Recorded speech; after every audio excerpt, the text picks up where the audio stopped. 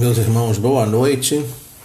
Mais uma live, agora fazendo para Governador Portela, na região ali de Miguel Pereira, para aqueles que não conhecem, Centro Espírita São João Batista. E já dando início à nossa atividade, como nós temos sempre feito, né? Orientação da Federação Espírita Brasileira, lá em Orientações do Centro Espírita. Vamos fazer a leitura de uma mensagem do livro Fonte Viva, lembrando que não obrigatoriamente é sempre fonte viva, né? É uma mensagem qualquer de preparação do ambiente. Mas a gente escolheu o livro Fonte Viva na mensagem número 68, Sementeira e Construção. Porque nós somos cooperadores de Deus, vós sois lavoura de Deus e edifício de Deus. Paulo, primeira carta aos Coríntios, capítulo 3, versículo 9. Asseverando Paulo a sua condição de cooperador de Deus e designando a lavoura e o edifício do Senhor nos seguidores e beneficiários do Evangelho que o cercavam, traçou o quadro espiritual que sempre existirá na terra em aperfeiçoamento, entre os que conhecem e os que ignoram a verdade divina. Se já recebemos da Boa Nova a lâmpada acesa para a nossa jornada, somos compulsoriamente considerados colaboradores no ministério de Jesus, competindo-nos a sementeira e a construção dele em todas as criaturas que nos partilham a estrada. Conhecemos, pois, na essência, qual o serviço que a revelação nos indica. Logo, nos aproximemos da luz cristã.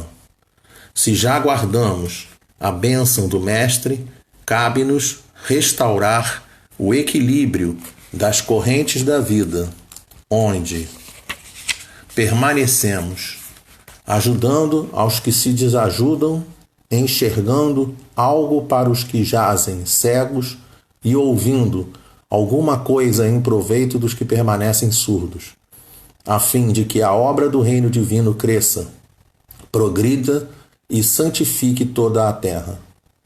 O serviço é de plantação e edificação, reclamando esforço pessoal e boa vontade para com todos, porquanto, de conformidade com a própria simbologia do apóstolo, o vegetal pede tempo e carinho para desenvolver-se, e a casa sólida não se ergue num dia. Em toda parte, porém, vemos pedreiros que clamam contra o peso do tijolo e da areia, e cultivadores que detestam as exigências de adubo e proteção à planta frágil. O ensinamento do Evangelho, contudo, não deixa margem a qualquer dúvida.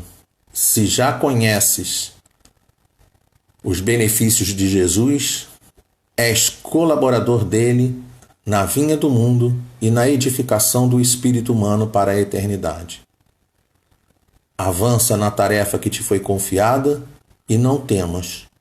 Se a fé representa a nossa coroa de luz, o trabalho em favor de todos é a nossa bênção de cada dia. Vamos orar. Deus Pai amado, a Ti elevamos os pensamentos neste momento em oração, te pedindo que durante todo o transcorrer da atividade da noite de hoje, que possamos contar com a ajuda de todos esses benfeitores espirituais, trabalhadores do Centro Espírita São João Batista, em Governador Portela, que nós possamos contar com a ajuda deles, nos auxiliando na palavra, auxiliando também todos os nossos irmãos que aqui participarão do estudo, tanto ao vivo, como depois, posteriormente, todos aqueles que tiverem acesso a esse vídeo, que possam ter a ajuda desses bons espíritos no bom entendimento do que será trazido. Que Deus nos abençoe e que seja assim dada a permissão para dar início a esse trabalho, a mais esse trabalho virtual. Graças a Deus, meus irmãos, então vamos começar já a nossa atividade. eu queria falar com vocês, né, que como todas as vezes, né, nós vamos fazer da mesma maneira, né, como temos feito ultimamente. A gente vai começar a transmissão, né, agora que no momento vocês estão olhando para mim, mas durante a transmissão eu vou usar esse recurso aqui, assim, eu vou virar aqui a câmera de maneira que vocês consigam enxergar a parte de trás ali, a câmera que está ali atrás, né, a tela do computador, tá? Para que eu vou fazer isso? Eu vou fazer isso para que vocês possam acompanhar, né? Eu ainda não consegui dominar uma outra ferramenta que eu estou tentando trabalhar. Aí eu vou, assim que eu conseguir dominar, a gente vai conseguir ter tela, as duas coisas ao mesmo tempo na tela. Mas por enquanto, infelizmente, o recurso que a gente tem é esse, tá? É de inverter a tela e aí, ora, vocês vão ver a apresentação do PowerPoint, ora, vão olhar para mim. Eu vou dar a preferência do PowerPoint, tá? Mesmo porque esse tema da noite de hoje, que a gente já trouxe aqui imagem, Jesus e a mulher samaritana, é um tema assim muito interessante, principalmente no que diz respeito à quantidade de informações que a gente obtém da parte da história, de historiadores, da parte da antropologia, da parte de pesquisas científicas sobre a história do tempo de Jesus, e a gente consegue informações muito, mas muito interessantes, tá? E por isso que a gente vai ter que estar olhando a tela aqui, tá? Inclusive a gente vai mostrar mapas, vamos mostrar algumas coisas para a gente mostrar Jesus e a mulher samaritana, não de uma maneira mística, né? Como muitas das vezes, né? Inclusive dentro da doutrina espírita, às vezes a gente vê palestras em que as pessoas tratam o assunto, né? Porque é até natural um pouco essa situação, porque a maior parte de nós, né, já vivemos em outras religiões, né, ou nessa encarnação, ou nessa existência, ou em existência anterior. Então, muitos de nós trazemos esses resquícios, né? Eu me lembro do companheiro que já desencarnou, muito conhecido no movimento espírita, Alamar. Alamar utilizava a terminologia atavismo, né, aquelas coisas que a gente traz, né, de outras existências e que ficam presentes no nosso dia a dia. E às vezes a pessoa, mesmo sendo espírita, na hora de trazer o estudo, ela traz essas coisas do passado, né? Então, no meio de uma palestra espírita, às vezes a pessoa vai lá, solta um Nossa Senhora, né? No meio da palestra espírita, a pessoa, né, já vi até gente se benzendo no meio de palestra espírita, né? Pai, do Filho e do Espírito Santo. Nós não temos isso dentro da doutrina espírita, né? Não estamos criticando os companheiros que têm isso, mas temos que entender que isso faz parte de outros grupamentos religiosos, não é o nosso caso.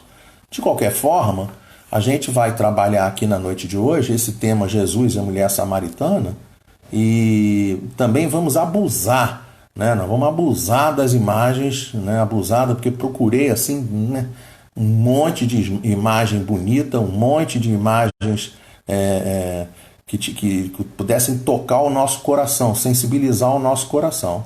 Então nós temos dois grandes objetivos: trazer Jesus e a mulher samaritana para entendimento segundo os conceitos de hoje, tá? E, paralelamente, nós vamos também trabalhar a questão da Jesus e a mulher samaritana no que diz respeito à sensibilidade nossa. Vamos tentar sensibilizar o nosso coração, sensibilizar os nossos espíritos, tentando, inclusive, olhar em determinados aspectos e pensar, como a gente faz em outros estudos, pensar Jesus conversando e falando com cada um de nós. Jesus nos convocando, nos convidando para as atividades que ele fala dentro do texto, dentro da apresentação que a gente vai trazer. Então, de cara, a gente já vai poder trazer aqui uma outra informação muito importante. Esse estudo não é um estudo que a gente tira de qualquer canto, né? Nós tiramos do livro Primícias do Reino, lá no capítulo 9, a mulher da Samaria. Vamos jogar a doutrina espírita em cima, vamos jogar a ciência espírita em cima, vamos jogar a ciência, né, do nosso dia a dia, vamos jogar conhecimento em cima do assunto para poder verificar, né, que uma coisa que a gente vai perceber, que as comprovações que a gente vai obter dentro da história mostram para a gente que o fato aconteceu, mostram para a gente que as coisas são reais, e a gente não pode, né, pelo amor de Deus, né, daqui a pouco vocês vão ver um mapa de 1659. A gente não pode imaginar que Divaldo Franco fosse, antes de fazer né, antes de começar essa pesquisa, ou antes de começar, melhor dizendo, a trazer esse conteúdo, né, do livro, não tem como condição de imaginar que ele ia entrar dentro do site da WDL, né, Biblioteca Mundial Digital, para... Não tem condição, né?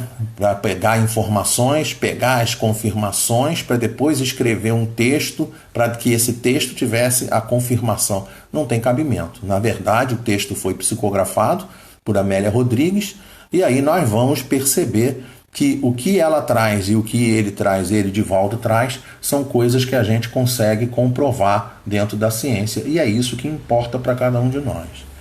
É importante também a gente observar os nomes que tem ali assim, esses nomes utilizados, não são nomes quaisquer, né? A palavra Samaria, quando a gente vai na origem dela, lá na etimologia da palavra Samaria, ela tem o significado de vigilância. Da mesma maneira, a cidade lá da Samaria, capital, Sicar, quando você pega a palavra Sicar, se você falar rápido, né, a palavra Sicar, aí você vê que né, o sentido dela é bebida inebriante, e é a origem da palavra açúcar, né, que vem lá do árabe, né, e a gente vai descobrir que realmente sicar, açúcar, você vê que tem muito parecidas as duas palavras. E a senha, né, do trabalho mostrando para a gente assim, né, que se a gente fosse pensar dentro dessa questão aqui, né, da Samaria local, e dentro da questão do poço, daquela história que a gente vai contar aqui da mulher samaritana, quando a alma for vigilante, irá ao poço, né, irá até o poço e encontrará o amor, né? E de fato, né, quando a gente consegue vigiar, quando a gente consegue controlar os nossos sentimentos, quando a gente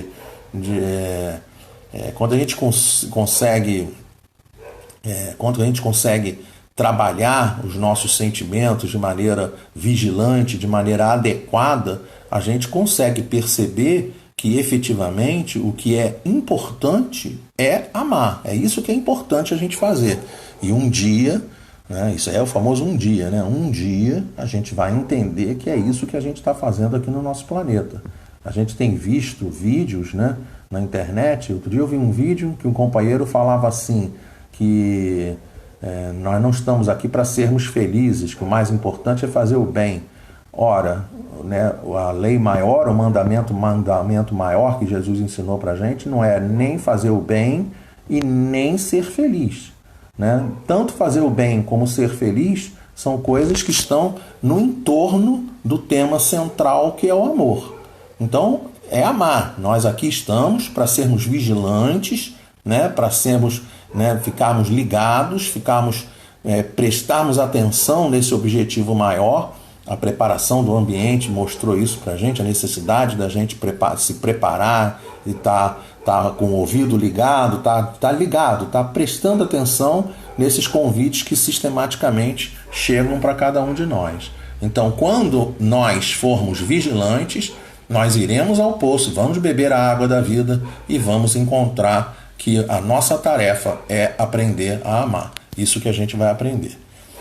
Esse mapa aqui já é o mapa que eu estava mostrando para vocês, que a gente fez o download lá da WDL, né, da Biblioteca Mundial Digital. E depois eu passo para vocês, né, eu me comprometo a passar para vocês não apenas esse site, né, eu vou trazer esse site da WDL para vocês poderem ter a fonte de consulta. Paralelamente, vou também trazer esse slide que está aqui, né, o local, o endereço, inclusive, onde está o slide, para vocês poderem fazer a pesquisa de uma maneira mais precisa. E aproximando aqui o slide, vamos torcer para conseguir ver, né? Vocês vão perceber que aqui no meio da tela, sublinhado, tá? Bem aqui assim, ó, bem aqui assim, está escrito aqui, ó, Samaria. Então eu coloquei uma região, né? Eu circundei, né? Numa maneira maior aqui assim, né? Botei aqui essa elipse aqui assim no meio da tela, que é essa região aqui que vai ser a região foco do nosso trabalho na noite de hoje. Como é que nós vamos fazer, né, para poder entender? Todo mundo lembra disso, né? Todo mundo lembra, né? Quando a gente está olhando um mapa assim, né? Se a gente quer entender e ver melhor, aproximar, todo mundo tá craque né? Tá todo mundo craque, a gente faz isso, né? Lembram disso, né? Então é isso que a gente vai fazer. É esse mapa que é o mapa de origem do nosso trabalho, é o principal mapa que a gente vai trabalhar. Aqui na esquerda a gente tem o Mar Morto, tá? O mapa tá deitado, tá? A gente pega às vezes algumas coisas, né? Igual o celular, tá todo mundo craque nisso, né? Você pega o celular, né? Você pega o celular, tá? O celular tá numa posição, o celular tá numa posição. Aí às vezes a informação não tá boa, aí a gente pega e faz assim, a gente deita a imagem, tá? Aqui é exatamente isso que a gente fez, tá? O mapa tava assim, normalmente a gente olha o mapa dessa maneira, Israel aqui no meio, né? Palestina aqui nesse lugar e aqui o Mar Morto. O que a gente fez aqui dentro desse mapa foi simplesmente o seguinte, deitou o mapa para poder enxergar melhor e ver as informações de maneira melhor. Então, dessa forma, né, o sul está aqui, tá? O norte está aqui. Então, ao sul está o Mar Morto, ao norte o Mar da Galileia. E aqui assim a gente vai estudar esse mapa a partir dessa ampliação. A nossa companheira Mônica Costabile já colocou aqui, né? Ela é nossa fiel organizadora e nos ajuda demais na tarefa, já colocou aqui o site, né? www.wdl.org/pt/.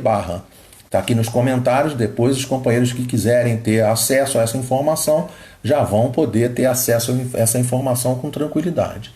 O que interessa para a gente aqui também, a gente conseguir ver, é que lá no texto da Amélia Rodrigues, ela diz assim: ao tempo de Esdras, como perdurasse a profunda cisão que tivera desfecho em 935 a.C., depois da morte de Salomão, um sacerdote de Sião, desligado do templo lá de Jerusalém, né? Erigira sobre o monte Garizim um santuário opulento para rivalizar com o de Jerusalém. Vamos aproximar novamente aqui a imagem para vocês saberem que aqui assim, essa região aqui assim, eu vou tentar aproximar bastante aqui para ficar mais nítido possível, tá? Aqui assim, esse círculo de baixo aqui assim, e estão vendo aqui uma região cheia de riachos. Essa região cheia de riachos era um grande oásis chamado Oásis de Jericó. E nessa região desse oásis de Jericó foi construída a grande fortaleza de Jericó, considerada fortaleza indestrutível, mas que foi destruída pelo general Josué, que sucedeu Moisés, né, na tomada da Palestina, né, que quando o pessoal fala, quando a gente ouve, né, se falar, às vezes a gente ouve as pessoas falando assim, porque teve o êxodo. O êxodo, mas só que tem que o êxodo foi uma guerra, o êxodo foi uma invasão. Né? Os companheiros judeus saíram do Egito e foram na direção da região da Palestina, e a região da Palestina não era uma região desabitada, a região da Palestina era uma região habitada, né? Cananeus, filisteus, eram 7 povos, né? Eu não vou saber aqui de cabeça, mas está lá no Antigo Testamento. Quando você pega essa informação, a gente descobre que foi guerra, tá? Então é isso que aconteceu. E aí dentro dessas guerras, dentro dessas invasões, foi destruída a antiga cidade de Jericó e depois, posteriormente, foi construída uma nova cidade de Jericó, né? Também ali nas circunvizinhanças daquele grande oásis. Né? O clima naquela região ele era muito agradável e tinha muita abundância. No entorno era tudo deserto, mas naquela região ali era um oásis. Então você imagine, a gente geralmente quando vê a imagem de oásis, a gente imagina assim, né, algumas palmeiras, né, algumas plantas, não sei o que, um lugar verde cercado de deserto. O oásis ele não está ali por um acaso. O oásis aqui nesse caso específico é porque tem uma grande quantidade de rios no entorno. É muito legal a gente ver essa questão dos mapas, que a gente consegue compreender, né, assim, como é que as coisas acontecem, por que as coisas aconteceram, a gente consegue compreender a sequência dos fatos, tá? A gente começa a entender como é que as situações acontecem, né?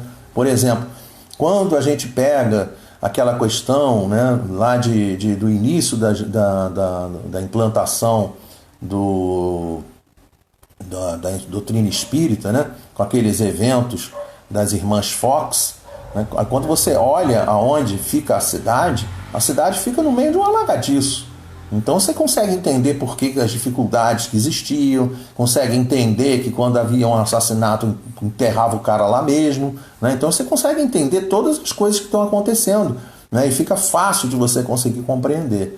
Então quando a gente olha um mapa como esse aqui assim, vou voltar aqui, né? Não vou aproximar tanto. Então essa região aqui é do oásis de Jericó, essa região aqui é de Jerusalém. Jesus, quando vai sair daqui de Jerusalém e vai na direção lá da Galileia, lá em cima, né? Quando ele vai sair daqui, ele não vai andar pelo meio do deserto, tá? Ele não vai andar aqui pelo meio do deserto. Ele desce, tem uma estradinha aqui assim, vocês vão ver no mapa que tem uma estradinha, né? Tem uma trilha no caso, né? Essa trilha, ele desce na região de Jericó, passa sempre na região de Jericó e vai beirando o Rio Jordão. É a melhor maneira de caminhar, né? Porque o Rio Jordão vai estar numa maneira fácil de caminhar. E aí vai beirando, tem água fácil, tem facilidade o tempo todo. Só que, de maneira surpreendente, né, aqui dentro desse caso, a gente descobre que ele sai do caminho. Ele estava seguindo aqui, beirando o Rio Jordão, e no meio do nada, é aí que entra a grande questão, né? Você imagine Jesus caminhando junto com os discípulos e no meio do nada ele simplesmente muda totalmente, radicalmente a rota dele. Ao invés de seguir a rota em direção à Galileia, ele pega, dá uma desviada e sobe na direção de Garizim, na direção da Samaria, na direção de Sicar. Então, foi assim uma alteração radical da maneira como ele caminhou, né? E aí então aqui assim eu sublinhei aqui assim o Monte Garizim, né, para a gente poder localizar, saber onde está, entender que essa rivalidade, né, as rivalidades acontecem como, né? Até hoje em dia sim, ou é uma rivalidade por conta das questões financeiras, né? Rio de Janeiro, São Paulo. Por que tem rivalidade Rio de Janeiro e São Paulo? Porque, lógico, né, são as duas principais, né, vamos dizer assim, né, as duas principais capitais do nosso país, economicamente falando. Então, é claro, tem rivalidade entre as duas. E no caso lá daquela época, a rivalidade era uma rivalidade de templos. O templo de Jerusalém tinha sua importância e o templo ali da Samaria tinha sua importância. Para o pessoal de Jerusalém, o pessoal da Samaria lógico, eram rivais e eram sendo considerados sempre como pessoas de segunda categoria. Da mesma maneira, para a pessoa que estava na Samaria, a pessoa que seguia de Jerusalém era considerada como se fosse um estrangeiro, como se fosse um forasteiro, e a gente vai ver justamente essas informações no transcorrer do nosso estudo da noite de hoje. Bom, nós continuamos ampliamos mais ainda a informação, né? Daqui a pouco a gente vai conseguir ver, né? O que eu vou afastar um pouco, tá? A gente vê aqui assim à esquerda no mapa as montanhas de Efraim. Aqui a gente vai ampliar, né? Vou chegar perto mais uma vez porque tem algumas coisas legais da gente poder perceber, né? Ebal é essa localidade que está aqui, Monte Ebal, esse monte que está aqui assim. É um local que está sendo informado dentro do texto. A gente vai um pouquinho para a direita, dentro da imagem, a gente vai ter aqui Sebate, né? Samaria, né? Que vai ser Sicar, que a gente vai descobrir que vai ser Sicar. Daqui a pouco a gente vai conseguir perceber, olha só que espetacular, né? A gente passa pelo meio do monte, a gente vai ver, a gente vai passar no meio do monte, tem uma estradinha, uma trilha, e olha o que tem lá dentro do mapa. Olha que espetacular, gente. Um mapa de 1659 registrando a existência de um poço dentro do mapa. Então isso é espetacular, tá? Porque isso aqui mostra pra gente, esse mapa consegue mostrar pra gente a trajetória que Jesus tomou e que foi informada por nossa companheira Amélia Rodrigues. Amélia Rodrigues, né, vamos passar rápido por esse slide, só para a gente poder entender, né, destruída em 722 por Sargão II, irmão e sucessor de Salmanasar V, ali instalaram os assírios povos exilados de toda a parte do império que se estabeleceram numa amálgama de raças e crenças generalizadas. Então, olha, a gente consegue entender também, né, dentro dos mapas, né, olha aqui, ó, Reino de Israel, aqui embaixo o Reino de Judá, né, capital Jerusalém, em cima Reino de Israel, capital Samaria, aqui em cima a gente vai ter a região da Galileia, e olha que coisa espetacular, olha o reino que tem ao lado do Reino de Israel, é o reino arameu, tá? Arameu por quê? Porque o nome desse governante aqui chamava-se Aram. E o pessoal do governo de Aram, combinando com a língua hebraica, combinaram a língua daqui com a língua daqui e apareceu o aramaico. Tá? Então isso aqui é espetacular a gente conseguir entender, né? Para a gente poder ver que o pessoal da Galileia falava aramaico não era à toa. Tá? Por que eles conheciam e falavam aramaico? Eles conheciam e falavam aramaico porque era igual a gente chegar lá em Foz do Iguaçu e ver o pessoal falando portunhol. Tá? Não é à toa que essa situação acontece. Arrasada pelos macabeus comandados por João Hircano no 128 a.C., fora, no entanto, reedificada, ele está falando da capital, né, da Samaria, e que denominou Sebaste. Tá? Então, vocês lembram que lá dentro do início lá daquele slide nós mostramos para vocês no slide do mapa localizada a cidade, né, de Sebaste, né, mostrando para a gente a cidade. E olha aquela comprovação que eu falei com vocês agora há pouco. Num desfiladeiro de quase 600 metros de altitude entre Ebal e Garizim havia velha aldeia denominada Siquém, mas conhecida todavia por Sicar. Também esqueci de mostrar, né? Mas acreditem que dentro do mapa, aqui nessa aqui está sublinhado, tá? Aqui assim está aquele poço que eu coloquei para vocês, que eu mostrei para vocês, tá? O poço está desenhadinho aqui, tá? Agora ficou fácil de localizar. E aqui em cima também está Siquém. Então tem Garizim, Ebal, que são aquelas duas questões que eu mostrei para vocês no mapa anterior, e eles passam pelo meio desse desfiladeiro, atravessa essa trilha e para no poço. Então nós localizamos fisicamente aonde Jesus estava. Né? Continua ainda falando a história, né? Ela vai contar aquele desvio de rota que ele deu, saindo de Jerusalém no dia anterior, demandando a Galileia, Jesus abandonara a estrada real, cujo traçado levava de Jericó a Bataneia, seguindo o tranquilo curso do suave Jordão, para galgar as montanhas de Efraim, penetrando os limites da Samaria, evitados pelos nascidos em Judá. Olha que coisa impressionante, então, né? Olha, ele sai do caminho tranquilo e vai no meio de montanha no meio de deserto, tá? Então é espetacular, porque isso mostra de maneira muito clara que ele, Jesus, absolutamente não estava indo ali por um acaso da natureza. A jornada do mestre e seus discípulos fora longa, cerca de 50 quilômetros. A garganta ressequida, o corpo cansado, coberto de pó, pedem linfa cristalina e refrescante. E aí, o que ele faz? Ao chegarem às cercanias da cidade, o Rabi assentou-se junto ao tradicional poço de Jacó, nos terrenos que pertenceram a esse venerando ancião e foram legados a seu filho José, onde ficara sepultado. Os discípulos subiram à cidade para a aquisição de víveres e frutas, enquanto Jesus aquietou-se em profundo cismar, perdido na paisagem colorida. Né? Perdido é bom, né? Mas vamos lá, vamos em frente, tá? Perdido, Jesus perdido é bom da gente ver isso, né? É poesia mesmo, né? Porque perdido não tá. É perdido segundo os olhos do homem. Né? Eu lembro daquele vídeo que aparece na internet, tem um vídeo na internet, todo mundo deve lembrar que o garotinho fica falando assim, os animais, ele, né, que está querendo comer polvo, né? E aí ele olha assim os tentáculos do polvo, né?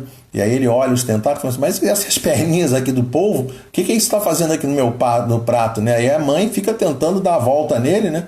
E aí ele pega, não tem que matar um animal, não tem que matar polvo, não tem que matar peixe, tudo tem que viver, os bichos têm que viver. E a mãe depois se emociona. E aí ele pega, olha para ela e fala assim, por que você está chorando? Essa cena é muito interessante nesse vídeo, né? Porque ele olha a mãe chorando, mas pensa que ela está chorando, e na verdade ela não está chorando, ela está em júbilo pela hierarquia, pelo comportamento, pela sensibilidade que a criança estava demonstrando naquele momento.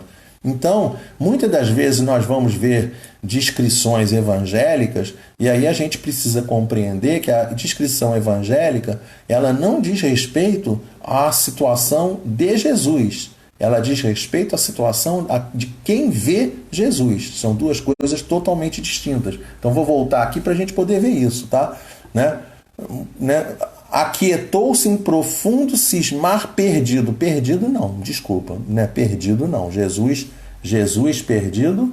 Não, Jesus não fica perdido. Quem fica perdido somos nós. Nós ficamos perdidos, Jesus não fica perdido, tá?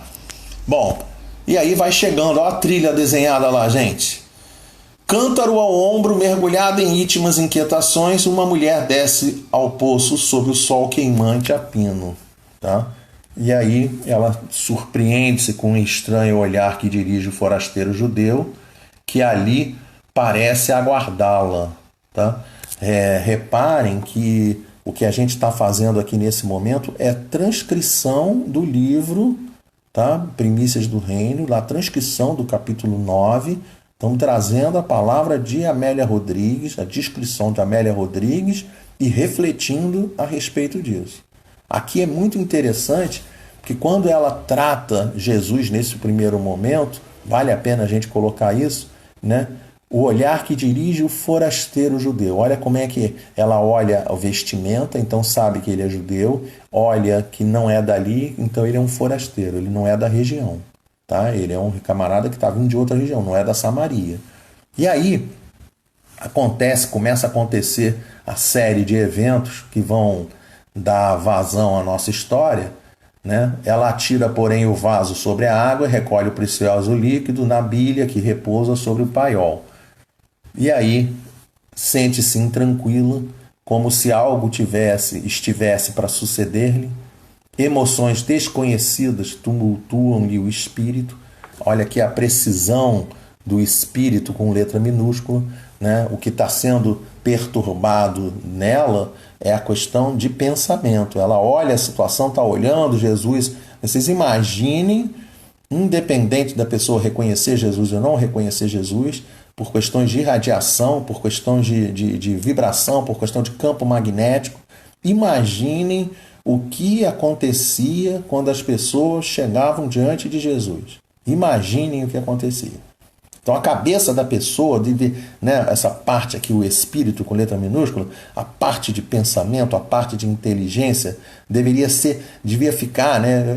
A gente não tem essa experiência, a gente não sabe como é, né? Mas devia ficar assim totalmente, né, recheada de energia. A gente é uma coisa assim indescritível, não dá para descrever, né? Para nós aqui, trabalhadores ou pessoas que já tomaram passe no centro espírita, às vezes a gente toma um passe com um determinado companheiro, quando ele está aplicando, né, colocando a mão sobre o nosso centro de força coronário, às vezes acontece da pessoa sentir aquela energia, né? Então, isso aqui é mais ou menos assim uma ideia do que devia estar passando na cabeça da nossa companheira, tá? Ela devia estar com a cabeça recheada das energias provenientes do Espírito Jesus. Então, o seu espírito com letra minúscula, né, ficou com emoções desconhecidas.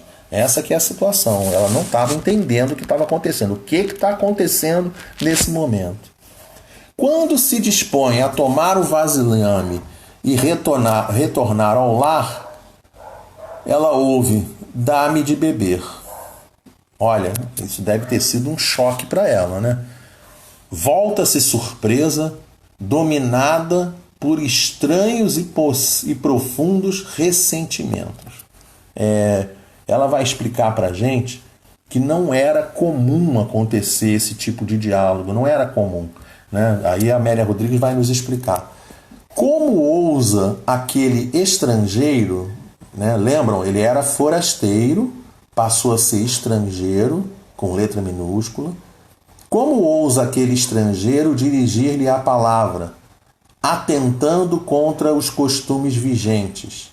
Ela está interrogando mentalmente, ela está pensando, né? Todo mundo sabe o que está acontecendo, né? Já deve ter acontecido com todo mundo isso durante as nossas vidas, né? Que homem é esse que se atreve a dirigir a palavra a uma mulher, sabendo-se que ninguém ousava fazê-lo na rua, mesmo que fosse a esposa, filha ou irmã? Ignorará ele essa regra comezinha, parte integrante dos deveres sociais? E aí Amélia Rodrigues usa uma palavra, solerte, né, que significa esperta, e esperta retruca com proposital ironia na voz, com que extravasa a própria amargura. Às vezes a pessoa fala uma coisa, mas está sentindo outra, né? Então vamos lembrar disso. E aí ela pergunta: como sendo tu judeu, me pedes de beber a mim, que sou mulher samaritana? E aí a resposta que vai mostrar para a gente, né? Jesus conhece as dissensões que separam os dois povos, judeus e samaritanos. Não seria esta a única vez que Jesus provocaria escândalo, afrontando costumes odientos e convencionais? Não é a única vez. Ele usa a questão da parábola do bom samaritano. Em vários momentos, a questão da prece, os dois homens que oravam diferente, vira e mexe, ele toca dentro desses aspectos, né, dos confrontos entre os grupos religiosos que existiam naquela época, mostrando que alguns que eram considerados como sendo gente de uma qualidade inferior, muitas das vezes faziam coisas que os outros, que se diziam os doutores da lei, não conseguiam fazer. Jesus tem uma mensagem a dar, mensagem de conciliação e consoladora. Para isso, deixara propositalmente a estrada do Jordão e subir às serras, programar aquele encontro desde antes. Aquela mulher, ele, Jesus, a escolhera para ser a condutora do seu aviso a Siquém. Responde-lhe então, sem aspereza nem revide, por conhecê-la, talvez na intimidade. Sua voz é cantante e compadecida. E aí ele diz aquela famosa frase espetacular, dizendo pra gente, isso é pra nós, né? Agora, qual é o nome da mulher? Mara, não sei se a Mara tá vendo, né? Não sei se John Wayne tá aí vendo, outros companheiros que já conhecem a nossa técnica de trabalho. Qual é o nome da mulher samaritana? A gente não vai encontrar o nome da mulher samaritana, mas para nós que aqui estamos, nós vamos lembrar que o nome da mulher samaritana é Eduardo Henrique, né? Eu sou a mulher samaritana. Aline, bom falar contigo. O nome da mulher samaritana é Aline Carvalho. Lenita, bom falar contigo. O nome da mulher samaritana é Lenita. Rosângela Ferreira acabou de entrar. O nome da mulher samaritana é Rosângela Ferreira.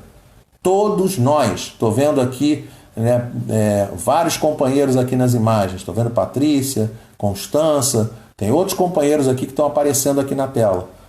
Ó, nós somos a mulher samaritana. E aí Jesus fala para nós: se tu conheces o dom de Deus e quem é o que te diz, dá-me de beber, tu lhe pedirias e ele te daria água viva. Então olha que coisa impressionante. Ele pede água para ela, ela questiona por que ele pediu água, e aí ele diz para ela: se você conseguisse saber com quem você está falando, né? Né, o nosso companheiro Mário Sérgio Cortella tinha que estar vendo essa apresentação, né? Tem aquele texto dele, aquele vídeo dele que fala assim: você sabe com quem está falando? Né? Esse devia ser um momento interessante para a gente pensar. O que Jesus está falando para ela? Se você soubesse com quem está falando, se soubesse, ao invés de receber o pedido da água, era você que estaria pedindo a água. Se nós soubéssemos o que significa ser convocados para o trabalho por Jesus, se nós entendêssemos isso, a gente não hesitava. A gente não, né? A gente arregaçaria as mangas. né? Eu vou falar aqui uma coisa que aconteceu hoje, não vou citar nome, né? Não vou citar nome, mas só para vocês terem noção, tem um centro espírita aqui no Rio de Janeiro que duas companheiras se uniram, foram ao centro espírita e fizeram uma faxina no centro espírita agora de tarde. Olha que lindo isso, gente.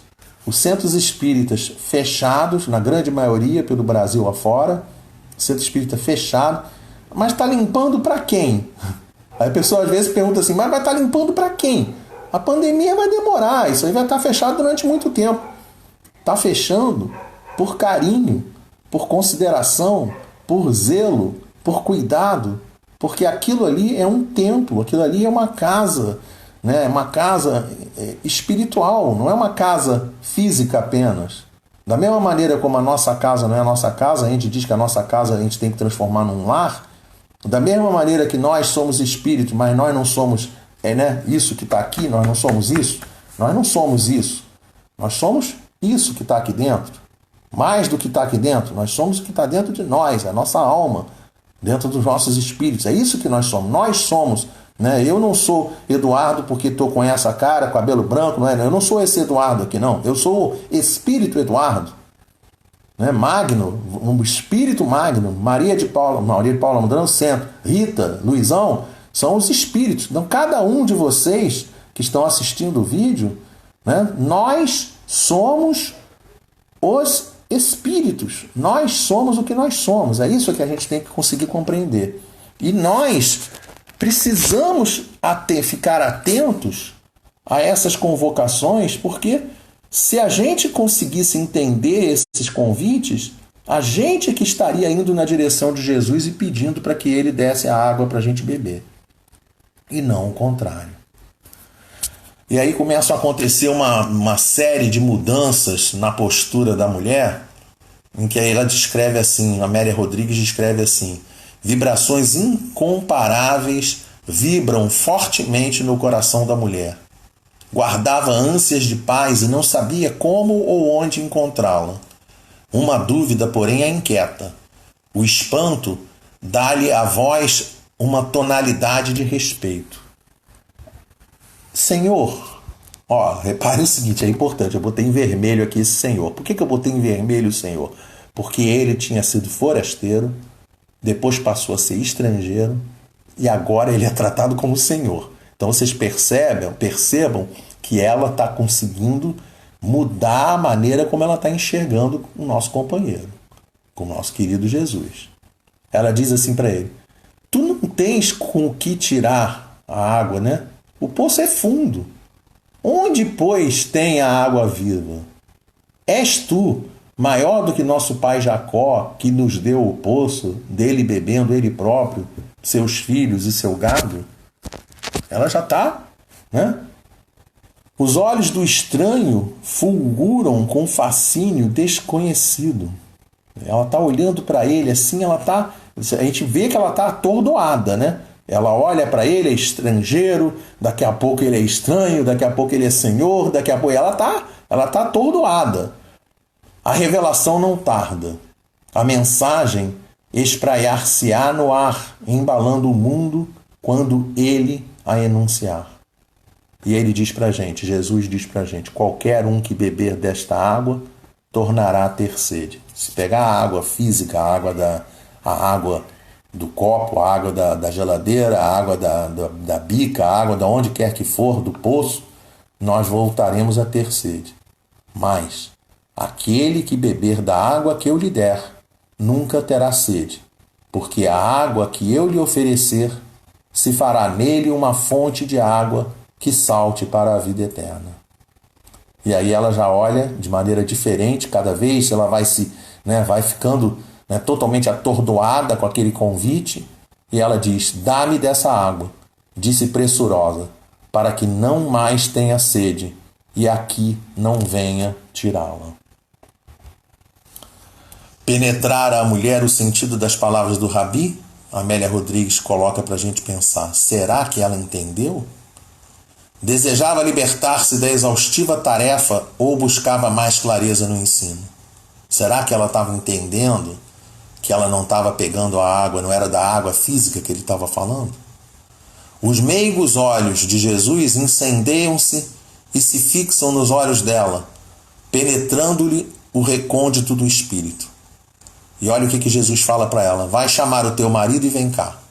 Ordena-lhe com brandura e segurança. Imediatamente ela se perturba. Ela era uma pecadora e ele o sabia. Conjectura. Esse conjectura aqui é ela pensando. Tá? Isso aqui é espetacular, porque era uma pecadora, é porque ela se acha uma pecadora, e não porque ela fosse uma pecadora. Porque quando a pessoa pensa sobre a questão do pecado, todos nós somos pecadores. Aquele que não tiver pecados, atire a primeira pedra. Então, todos nós somos pecadores. Então, quando a pessoa chega para uma outra e se acha pecadora, é porque ela se acha pecadora e ela não consegue entender que o outro também é pecador. Então, ela se acha menor do que ela é. Então, esse era o seu tormento íntimo. Quanto se sentia ferida, humilhada no seu amor, receosa. As lágrimas afloram e escorrem abundantes, a palavra empalidece o vigor nos seus lábios e quase sem fôlego esclarece: não tenho marido. E aí Jesus diz para ela assim, de maneira sensacional, né? Disseste bem, não tenho marido, pois que 5 maridos tiveste, e o que agora tens não é teu marido. Isso disseste com verdade. Surpreendida, a samaritana não mais oculta a alegria, a felicidade. Grita quase: Senhor, vejo que és profeta. É muito interessante a gente perceber que essas questões não é porque ela tivesse 5 maridos, né? Todo mundo está entendendo, somos adultos, está todo mundo entendendo o que quer dizer esses 5 maridos que ela teve. Né? Ela não teve 5 maridos. Ela provavelmente deve ter sido ludibriada, né? Ou em relação, né? Ficou um tempo com um camarada, né? Teve relações com um companheiro, lá com um sujeito, e aí daqui a pouco o sujeito ou foi embora, ou morreu, ou se afastou, ou terminaram o relacionamento. Então, ele não está falando, ela não está aqui tratando de a palavra aqui marido, ele está como marido por causa da situação que ela colocou, que ela se colocou, na situação que eles viveram, tá? É isso que ele está falando. E aí ela se sente culpada, né? Porque ela está querendo ter querendo ter a vida dentro dos costumes da época, ela está querendo ter a vida.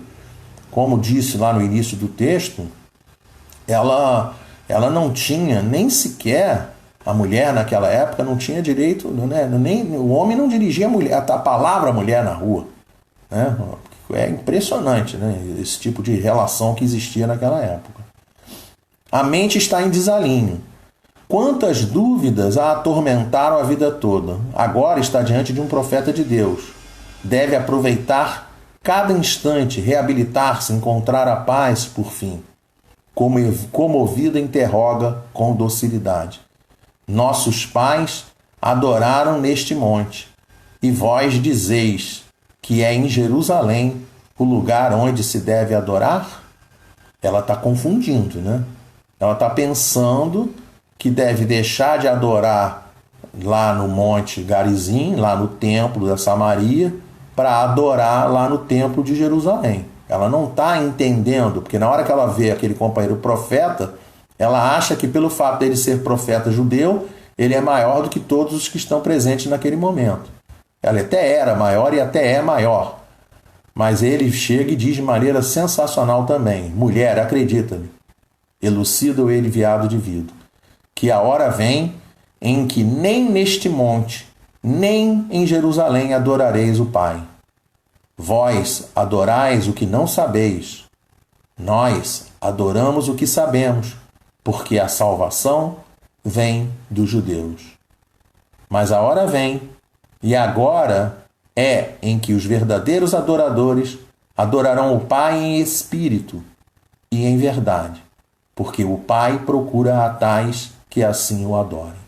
Olhem, esse texto é muito forte, tá? Vou chegar um pouquinho mais forte, mais perto aqui assim, para a gente poder prestar atenção nessa parte que está em vermelho. Vós adorais o que não sabeis. Nós adoramos o que sabemos, porque a salvação vem dos judeus. As pessoas, quando leem essa frase, acreditam que a salvação vem dos judeus, e aí quando quer ler de maneira invertida, os judeus são os portadores da salvação. Mas na realidade não é isso que ele está dizendo. O que Jesus está dizendo é que ele veio por intermédio do grupamento judeu e ele é a salvação. É isso que ele está dizendo para a gente. Ele está dizendo para a gente que, e para nós, doutrina espírita, então nem se fala, né? Porque salvação para a doutrina espírita é evolução espiritual, é crescimento espiritual. Então, nesse caso específico, o que ele está dizendo para a gente é: você quer crescer espiritualmente, você quer ser uma pessoa desenvolvida no decorrer dos anos, no decorrer do tempo? Então, ouve as palavras que nós estamos trazendo. É isso que ele está colocando para a gente de maneira muito clara, de maneira muito específica nesse momento. A mulher, perplexa, enche-se de ventura. Tão indigna se considera, porque se achava pecadora, e, no entanto, fora chamada à verdade, ouvindo o que nenhum ouvido jamais escutara antes. O desconhecido, Amélia Rodrigues já escreve desconhecido agora com letra maiúscula, tá? Porque é desconhecido, porque ela não o conhece, mas ela consegue perceber a grandeza de Jesus. O desconhecido olha em derredor, Jesus olha em derredor e continua com música harmoniosa nas palavras. Deus é o Espírito, e importa que os que o adorem em espírito e em verdade. Então, nós, aí vem nós. Quem é que são as pessoas que devem adorar a Deus? Nós. Aonde nós vamos adorar a Deus? No centro espírita? Na igreja? Na rua? Em Garizim? Na Samaria? Em Jerusalém? Não. Ele está mostrando para a gente que nós temos que aprender, nós temos que entender que nós temos que adorar a Deus dentro de cada um de nós. O reino de Deus, o reino dos céus, está dentro de vós. Em verdade. Não é de maneira mentirosa. Não é da boca para fora. Lembrando daqueles dois homens que oravam diferente. A oração não precisa ser com palavras feitas. A oração não precisa ter uma formatação. Nesse momento aqui é muito interessante que às vezes a gente lembra, né? E eu sempre, quando trato dessa questão de oração, dessa questão de adoração a Deus, me lembro de um companheiro lá da Agremiação Espírita Francisco de Paula, o nome dele é Alexandre, né? E o Alexandre Guimarães Lacerda, ele estava dando palestra uma vez, e aí ele conta que durante o trabalho dele, ele estava fazendo o trabalho sossegado lá, tranquilo, e não conseguia resolver uma situação. E aí ele, espírita, convicto, resolve: agora eu lembrei, vou fazer o seguinte, vou fazer uma prece. E ele fazia a prece e tentava fazer o trabalho e não conseguia resolver. Até um determinado momento, ele estava com um lápis na mão, né? Estava com um lápis assim na mão, fazendo o trabalho. E aí ele pegou, fez assim, desistiu. Na hora que ele desistiu, ele fez o seguinte, olha o que ele fez, largou o lápis e aí fez assim: ai, meu Deus.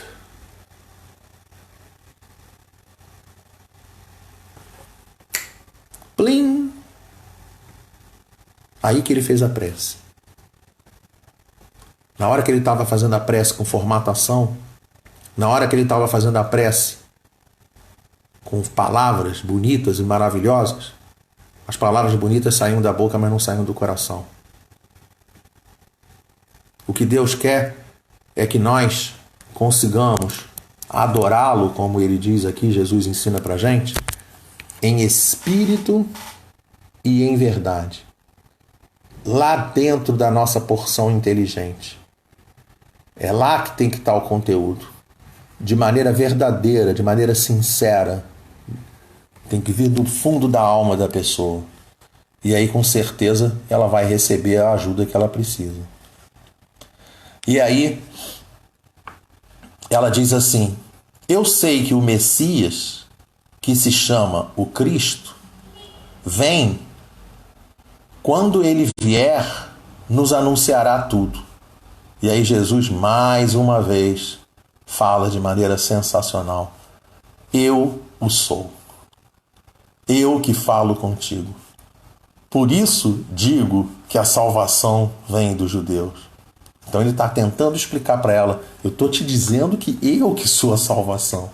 Para nós, doutrina espírita, para nós, companheiros espíritas, a gente entende a salvação, a evolução espiritual, no nosso caso, especificamente, virá por intermédio da nossa transformação, por nossos estudos, por nossa prática dos postulados que a doutrina espírita traz para cada um de nós. E aí ele pega e diz assim, às vezes a gente tem que mexer na tela aqui para ficar mais visível a imagem, né? Uma comida tenho para comer que vós não conheceis. A minha comida é fazer a vontade daquele que me enviou e realizar a sua obra. Ó, isso que está aqui é literalmente a questão 132 do Livro dos Espíritos, tá?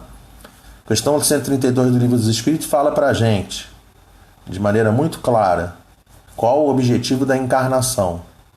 Duas respostas, duas situações são colocadas para a gente. Em primeiro lugar, progredir. Segundo lugar, cumprir a parte que lhe cabe na obra da criação. Então, na realidade, o que ele está dizendo para a gente é que até ele, Jesus, enquanto conosco, tinha o objetivo de cumprir a parte que lhe cabia dentro da obra de Deus. É isso que ele está falando para a gente. Pela afeição, nós vamos encerrar com esse slide. Exatamente, Viviane Barros aqui com, né, Viviane lá de Cachoeiro, né? Viviane é de, eu não tô conseguindo enxergar. Viviane Barros, ela é de Saquarema. Exatamente, Viviane, transformação moral, exatamente isso, tá?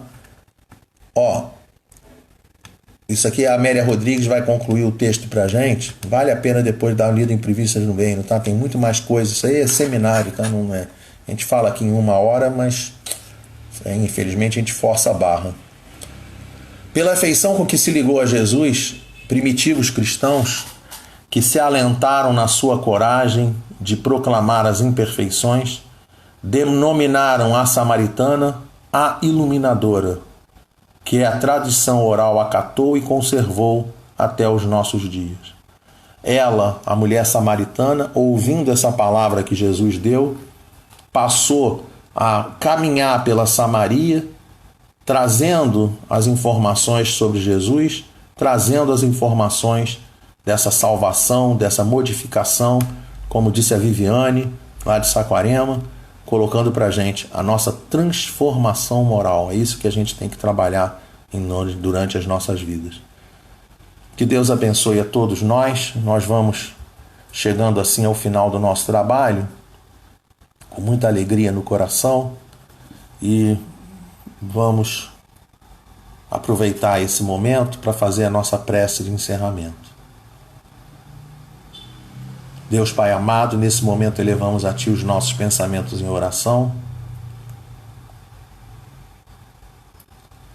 louvando o Teu santo nome, agradecendo pela oportunidade do trabalho que nos foi confiado, agradecendo por todos esses conceitos e esses assuntos e esses ensinamentos que a doutrina espírita e que o Evangelho nos trazem, roteiros seguros que a gente deve trilhar no caminho da nossa redenção, como disse a Viviane aqui, no caminho da nossa transformação moral.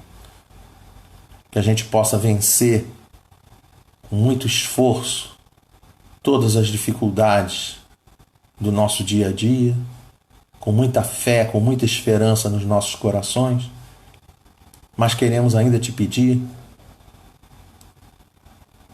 em favor de todos os nossos irmãos em humanidade que estão sofrendo, em favor de cada um de nós, em favor dos nossos irmãos que estão em hospitais, nas UTIs,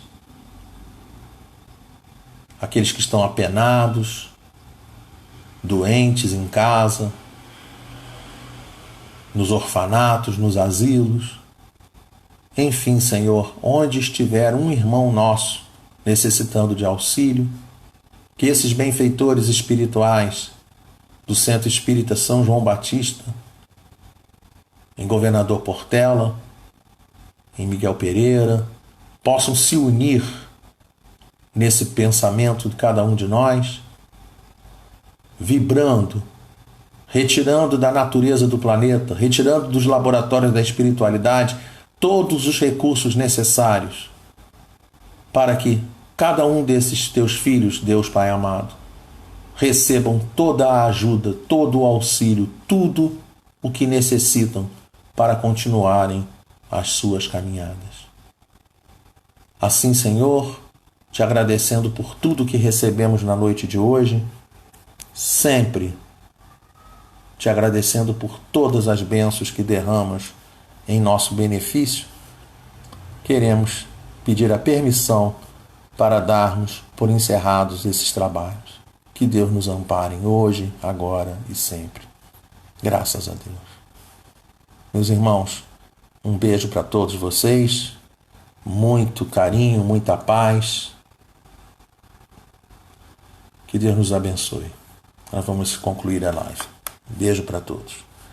Avisem para os, se quiserem compartilhar, avisem para aqueles que não tiveram oportunidade de ver, avisem que é só a pessoa entrar, isso aqui vai ficar gravado aqui na nossa página, né?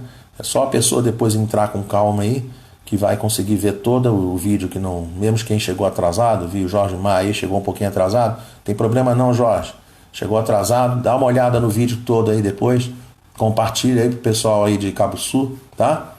Tudo dê certo para cada um de nós. Beijo para todos.